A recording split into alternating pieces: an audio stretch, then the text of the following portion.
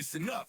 Y'all, it's the queen of automation, Megan Donnelly, here to give you inspiration. Founders and business owners gather round. I'ma show you how to build systems that'll astound. Streamline your processes, no need for... Hey everybody, welcome back. It's the Queen of Automation, and this is our second, this is actually episode number 1, since the last was our pilot. Welcome to Chronically Automated, Smart Systems for Messy Realities. I've got my co-host Anthony Labasco, and today we are going to be talking about brain fog. It is a huge thing in kind of neurodiverse, you know what, I'm just going to take neurodiverse out of it. Like, it's a huge thing across anybody's brain, right? Yeah, like I feel like it's everybody's brain, whether you're neurodiverse or not. But today we're specifically talking about like what it means for me with ADHD and Anthony with MS and autoimmune and like that kind of stuff. And then we're going to talk about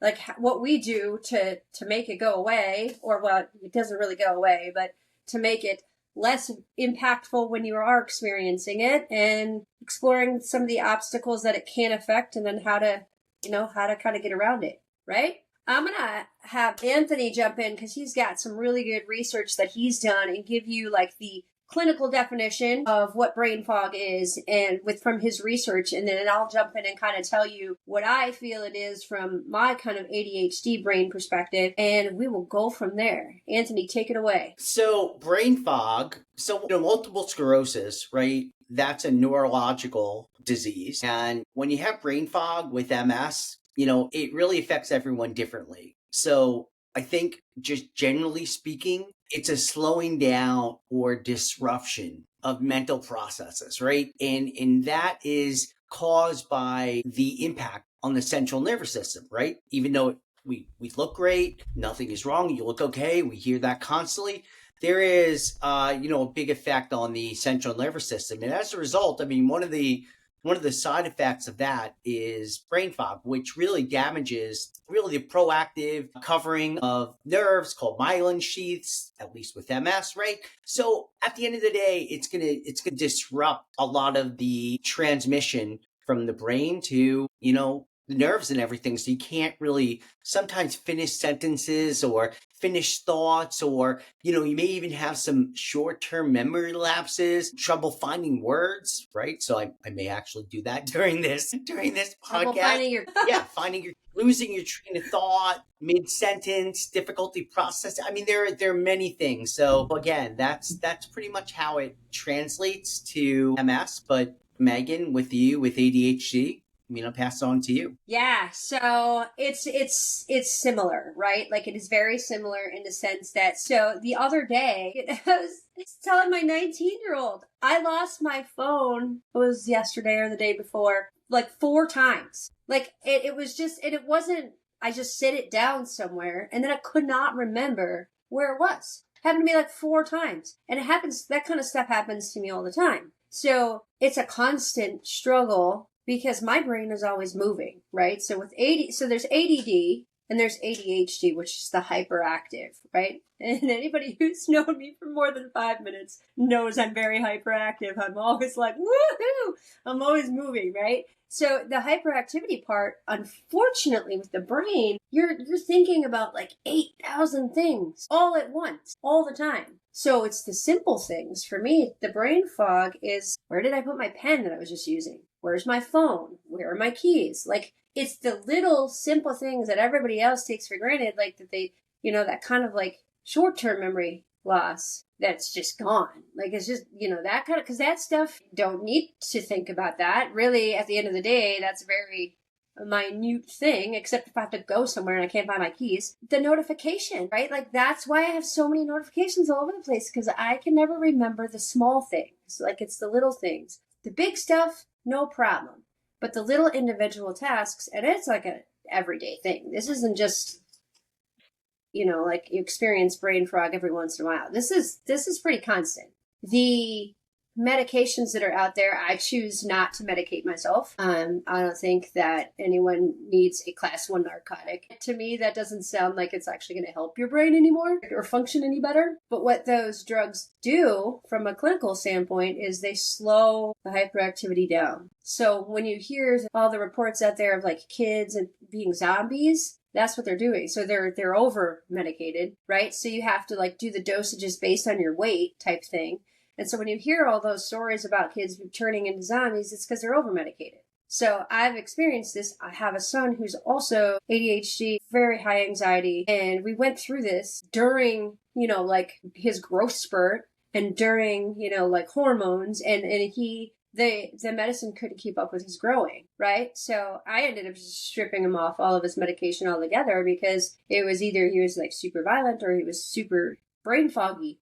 Like it was like he was constantly this zombie. Like he was like in this constant state of brain fog where he was just like, super mellow, but not there. And that's kind of how I feel about brain fog, is that it's this state of, like Anthony was saying, like you don't complete sentences. It's because your whole brain is just shut down almost, right? Like it's almost like it's just completely shut down and it doesn't function. I think it's weird. It's a super weird state of mind. Yeah, and the key to all this too is that it doesn't happen all the time. At least, for me, right? I mean, you'll have your moments and then sometimes everything will be fine. However, to your point, it's I mean, it happens, it's a recurrence. So, something doesn't happen once and that's it. Yes. If someone, has a bad hangover and you have brain fog, okay, that makes sense. But it's not the case for us. And it doesn't happen. It's not like there's a schedule, right? Like this doesn't just happen like every Tuesday at 9 a.m. I have brain fog. No. It doesn't work like that. So there are days when I wake up and I know that my brain's not having it today. There's no way I'm doing anything with data or automation, like anything technical, because my brain, it's not happening. And I have physically had to like train myself and learn and accept the fact that if my brain is not having a good day, that's just how it is, right? And it could be 2 hours, it could be 4 hours, it could be the whole day. Now, generally, because I have that kind of unicorn thing where I can work on either creative or analytical things, I can bounce back and forth, that's actually served me pretty well because I can jump into a creative mode where I'll start designing a user experience or start designing something. And that for me seems to kind of help my brain get back into like relax a little bit, put some music on, noise canceling headphones, like, and kind of get back into things. But I mean, I don't know. I mean, I don't even know how it would affect you because between like pain and that, like at the same time, I mean, do you just go back to bed and like curl yourself up under your blanket and be like, yeah, I'll talk to you tomorrow? Yeah. I mean, for some of us that have MS, and again, when you have multiple sclerosis, it's different for everyone, right? So some people experience this constantly. For me personally, and again, this is just my story and everyone's got their own story. And I will constantly say this, but it's a daily thing. So, but for me, when I was diagnosed, the first thing I said is, oh my goodness, how am I going to compete at the highest level, which is what I'm used to doing. And meanwhile, I was competing at a very high level, but I was competing at a high level with brain fog and things that I thought were just normal in the sense that, just a result of stress. So once you kind of dig in and unpack that or something like that. Yeah. Yeah, exactly. And when you unpack that a bit and say, okay, well, maybe, on the day-to-day basis in terms of working out, eating well, and, keeping yourself healthy. Yeah, absolutely. But there is still, look, it's a neurological issue that happens. So you get as much working out as you do and as healthy as you eat and everything like that is still going to happen, especially when you least expect it, right? As Megan was saying, right? So it's really a matter of just kind of, I guess, embracing it and saying, you know what? Okay, this is going to happen, and maybe it's going to happen when you really least expect it, and at the time when you're actually maybe during a podcast, when you're talking and your train of thought and stuff, which thankfully hasn't happened yet, almost did. But you know, but man, they're just I just love the ways that we, have figured out or have kind of put things in place for us to, kind of not combat it, but just, I guess I call it barriers, Yeah. right? That really help us to, remain constant. It's kind of like when you're bowling, and remember, like your kids were bowling when they were younger, they would have the, what do you The call it, coming up? bumpers, the bumpers. Bumpers, exactly. So the bumpers, that's Yeah. kind of what we do. Yeah, so it's funny because the obstacles that we overcome with that we have to overcome are like, it's inconsistent. First of all, you don't know when it's going to happen. We both just said this. And you lose time, you lose deadlines, you lose tasks, like you miss things. You miss at least when it comes to business. Now we're kind of reframing, and it happens in life too. Like I feel like I'm constantly late for everything. It's gotten better, I think, since I've been able to control it with notifications and stuff, but I'm always late. Like I'm constantly late. Or I have like the hair salon, I have to tell them, the girl, thank God, they're also one of my clients. I tell the girls at the front desk, if you want me there at 11, you need to tell me my appointment's at 10:30 so that I leave by 10. Because, like, if I leave at 10:30, I'm not going to get there by 11 because, I'm going to be like, oh, I have 5 more minutes. It's 10:45 and, oh, now I'm late. It's just the way, like, it's just constant. That's just kind of how my world is. So those challenges in the business world, when you have brain fog, think about all the things that could happen. Like missed tasks, missed deadlines, and then you have poor customer service, and then people are pissed off at you, your clients are pissed off at you, your partners are pissed off at you because you're not living up to their expectations, and it really becomes a problem. Like it becomes a problem if you let it. And but I know that the things that we're putting in place right now with DMC especially are tools that can help get around brain fog. So for people that are going to have brain fog, that are neurodiverse, that are diagnosed with something like we have, it's going to happen whether, like Anthony said, it's going to happen whether you medicate yourself or whether you do, like whatever you do, exercise, eat, it doesn't matter.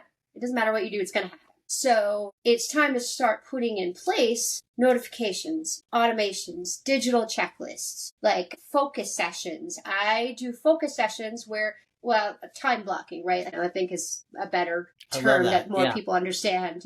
Time blocking. When people talk about time blocking their calendars, that helps get rid of brain fog. Because if and some people go so far as to time block for like 15 minutes. Like you have an hour to do LinkedIn work. The first 15 minutes is going to be outbound. The second 15 minutes is going to be inbound. The third 15 minutes is going to be commenting, your power hour, like whatever.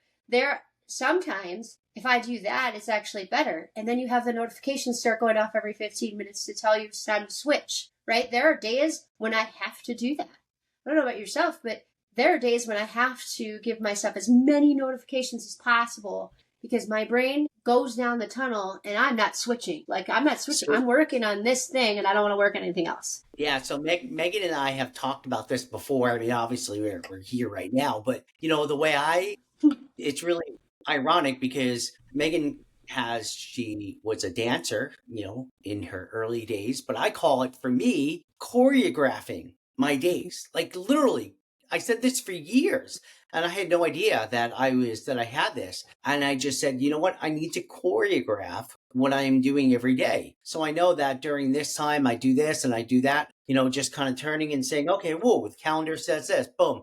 Then I can kind of move there. I have, tons of alarms and things like that too on my phone, which are kind of annoying, especially for people that don't really maybe not know me and just constantly hear my phone going off. But, there are certain things that we all do. So, in terms of, I think we were talking about DMC and how that really helps, but that is a very big part of the choreographing of, what is the word? See, here we go. Brain fog. Yeah. Choreography. There we go. So it's a big part of choreography for me, at least during the day. I'm going to start using that. I get choreography. Yeah, absolutely. That's good. So here's a question for you. What's super funny is, as we talk about AI and automation and other things, because automation for people who have brain fog or just being neurodiverse and kind of having too much jumbled shit going on in their brain, automation is a lifesaver. And I'll tell you right now, you hear people talking about AI and automation, how it's dehumanizing and like whatever. You know what? I'm going to ask everybody who's listening this one question, and this will put it all into perspective for you. You're a new customer of mine, okay? We decided we want to work together, and you fill something out to onboard or to pay me or to book an appointment or whatever. Would you rather get an automated response or no response at all?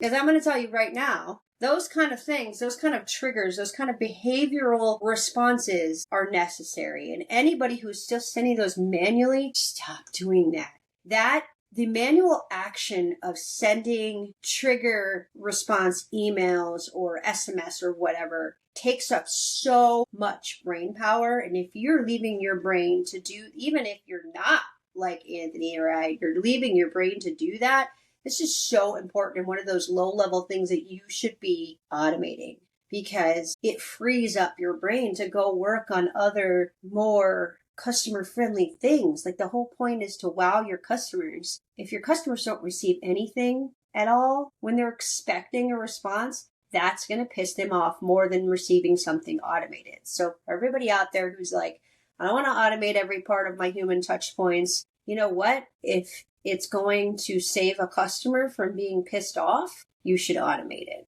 I mean, plain and simple. If you keep finding yourself forgetting to do something, automate it. Like it's not a bad thing. People aren't stupid. They know some of these things are automated. You'll put your own like personal person in there when it's needed. But some of that stuff, it's just do it. Yeah, I mean, I think that I just to unpack that a little bit, right? I think number one, that's an excellent point. I mean, that absolutely. I mean, I think the standard right now is that customers expect that. They expect that kind of touch. Whether or not that's coming directly from you or whether you have 3 customers or 300 customers, every one of them expects the same exact thing when it comes to maybe onboarding, when it comes to doing business with you, and that's fine. But remember, everyone, regardless if you are a billionaire or much less, we all have the same amount of time during the day. So it's how we use that time and really using the time that is really best suited for us. So even though we're, let's say, automating, like Megan was saying, in terms of just an example of onboarding and things like that, getting emails to our customers, that frees up the time for us to, let's say, do these podcasts or speak to clients or maybe some other outreach that requires us to actually pick up the phone and do those types of things.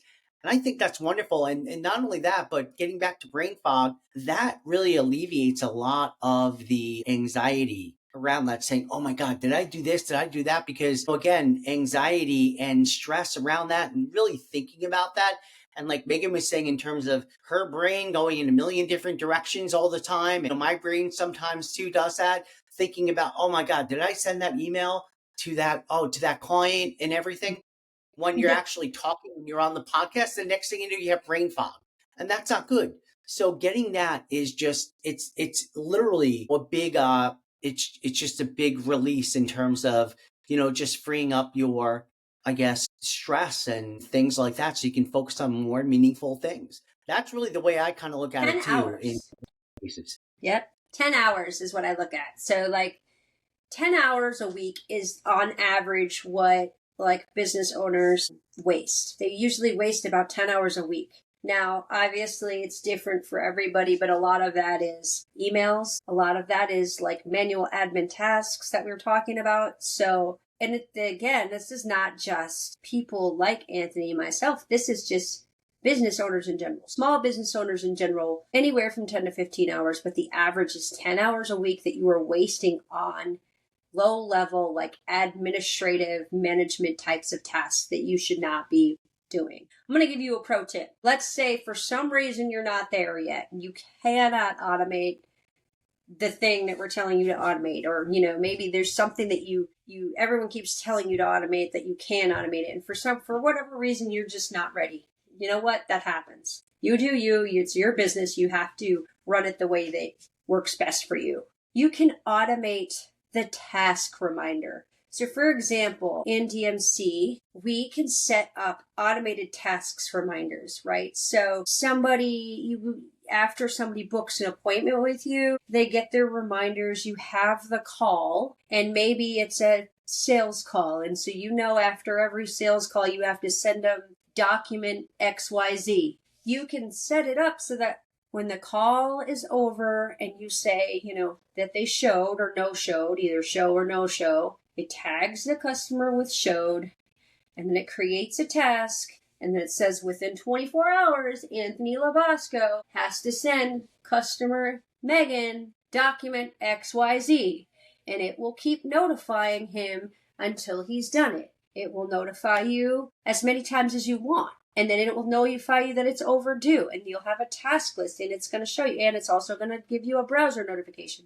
It's going to show up on your phone. So if for some reason you can't automate the actual physical thing, whether you don't want to or don't feel comfortable, or it's something that you have to do manually because there's nobody else that can do it, that's a whole nother discussion, is automate the actual task, right? Like the task creation. And then the task will notify you like, hey, you need to do this. Hey, you need to do this. Even if it is a manual task, you can still automate that front half of it. So there are ways that everybody can get started. The other pro tip that I'm going to give everybody is that when you're first starting down this journey of, if you're listening to this and you're like, oh, I really relate to everything Anthony and Megan are saying, I'm going to go out and automate my bit. I'm just going to go out and see and you're just going to start automating 50 things. Don't do that. Do not start automating everything at once. You will break something, possibly your own brain. Pick one thing at a time, right? That's the other thing for people in our situation. And Anthony can tell you all about this. We have enough going on in our brains, in our lives, in our businesses, in our families, and all of the things. You don't need to add more to it. Like, don't add. Clearing brain fog does not mean let's go add more stress to our brain. Oh, completely. It means pick one thing, start with that. Yeah, I call that over automating fatigue, right? Where all of a sudden you're like, wow, okay, I got everything all set up. And then all of a sudden you look at your inbox or your phone is going up like crazy and you're like, oh my God. Yeah, I believe me. I've done that many times. I have 150 new people that emailed me. And that's part of the process too, right? You have to basically think about, and sometimes it's trial and error. I'm a big trial and error guy. Probably more error sometimes, but knowing what doesn't work, it doesn't mean you failed. It just means it doesn't work. So figure out a way that works, that's actually better suited for you. Like, wow, okay, maybe this is better. But yes, that's a great thing to say. That's a great way, because people are afraid. Like, don't be afraid to break stuff. We always talk about the 80-20 rule in brand build and kind of our inner circle, but don't be afraid to try things. Even if they break, it's okay. Fix it. Talk about it. Be like, oh, I tried this thing and it broke, and talk about it in public. Talk about it with your audience. Tell people that, you're human and you're real. Totally. Much better to be human and real with the people that you're working with and the people you're talking with, right? It's just dehumanizing to think that you have to be perfect. Like, you don't have to be perfect. We expect you to mess up. In fact, we mess up all the time. I break things all the time. Now, I try not to do it live, but, it happens. Yeah. Considering I break DMC, my DMC, like at least once or twice a week. And I'm like, Megan, something isn't right on here. I think I broke this. And she's like, what'd you do again? But you don't truly break it. You don't truly break it. Yeah. I can't break it. What's great about all of these things is that they're never, yeah. It's great because it's not ever truly like actually broken. It's just not quite, it's like the gears aren't quite like connecting, and then like you just kind of tug them a little bit and they connect and boom. Yeah. Yeah. My thing now is like on the bottom of the website. What did I do, Megan? Oh, it's this, and boom. It's fixed. I deleted my logo. Yeah, that too.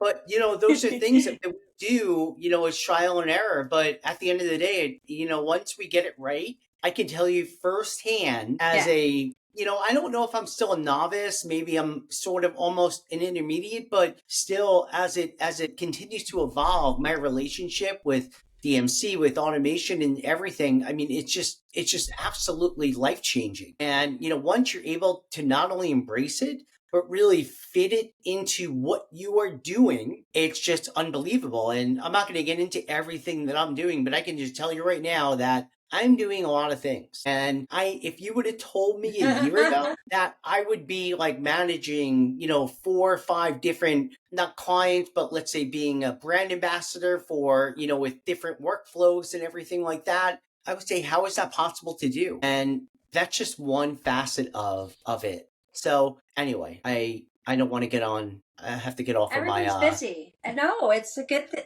No, you don't have to get off anything. I think it's great. I think people need to hear that because people need to fully understand that we're here, right? Like we're here with these 2 conditions, and you know what? We're making it happen. And I understand that different personalities and there's different levels of complexity for both of these conditions. So I want people to first of all understand that we are not saying like we're superhuman, because I'll tell you right now, I just admitted to you, like I wake up, my team knows, like I will send text messages to them in the morning or Slack them and I'll say, not happening today. Maybe I'll be on later. And they know that means that they're just going to handle stuff for me. And, the system's going to handle stuff for me. And if there's any, emergencies or anything like that, obviously they know how to get a hold of me. But a team is a system. Your systems are a system. Like your actual technology is a system. When you put systems and processes in place to help what you've got going around, on around you, it's so powerful. And that's the reason that so many, millionaires, multimillionaires, billion-dollar like owners and founders, it's the reason they're able to do what they do. It's the reason, because they have the right systems and processes in place so that they don't have to be there 24 hours a day. They're killer at hiring the right people to help them and do the things that they don't want to do, which is what we do, right? And there's certain things that's actually something that's totally relatable to brain fog. There are things and tasks that I absolutely hate. And can I do them? Sure. Should I do them? Absolutely not. Because if I do them, it puts me into a brain fog because I loathe them so much. So if there are tasks that you absolutely hate doing, you loathe, stop doing them right now. Like I challenge everybody. And even if they are like they make your business run, go out and find somebody else to do it for you or automate it. Because I'm telling you right now, if you continue to do those things that you absolutely dread and hate, it will take you 10 times longer. It will put you in your own kind of state of brain fog because you're going to be put into that. You're going to be so miserable that it's like self-induced brain fog almost, right? Because it's gross and it's horrible. And reach out to Anthony and I and we'll help you, because that's the kind of thing that will make or break you as an entrepreneur for sure. If you're still stuck down in the weeds doing the absolute things that you hate, like the things that you absolutely hate, that's really when it's a sign to pivot and try to automate or hire a VA or hire somebody to help you or, whatever it may be, for sure. Yeah. I mean, it really comes down to knowing yourself, knowing your limitations, or learning, oh my goodness, I don't like this, but wow, when I do this, it's making me feel this way. Okay, once, but then it's doing it again and again. Maybe there's got to be a better way. And, in a lot of cases, at least for me too, I didn't think there was a better way. I'm not saying this is not an infomercial. I'm saying or you don't want to admit it. But, I said, or you don't want to admit it. So many owners and founders don't want to admit that they can't do everything. That, like it's a sign of weakness. You know what? It is not a sign of weakness. You are allowed to hate things. You are allowed to not be good at everything. Again, going back to the story I just told, like, do you think that Jeff Bezos is good at everything? No, but you know what he's really damn good at? Hiring the right people and putting those people in place to do the things that they are going to be really good at that maybe he's not. Now, obviously, he was pretty phenomenal, right? Like bringing this thing up from his basement or whatever garage. I guess it was a garage. But all of us are like that. You can't be 100% at every single thing you do inside your business and out. You just can't. It's possible. So it's just possible. Yeah. Do whatever you want. And that's it. I mean, it really is. Yep, absolutely. Whoa, we just unpacked a whole lot of stuff. I think it's a good place to stop, Anthony, unless you've got other stuff. But guys, this is so cool. Next week or our next session is going to be how to automate your to-do list, right? Isn't that what we said? Yeah. So automating your to-do list, turning chaos into calculated wins. Yeah. So we'll get into, maybe we'll share some screenshots or even give away like some funnels or something like that. But automating to-do lists, again, goes right along with this brain fog thing. But next week, we'll kind of jump in and actually show you how to do some of this stuff. Maybe we'll use Anthony's account as a guidy pig and show people some cool stuff. All right, Happy maybe we can use the demo account. Happy to do that. Yeah. All right, guys. So just remember, everybody, technology is only good when it works. And this is Chronically Automated, smart systems for messy realities. Bye, everybody. Yes. Bye.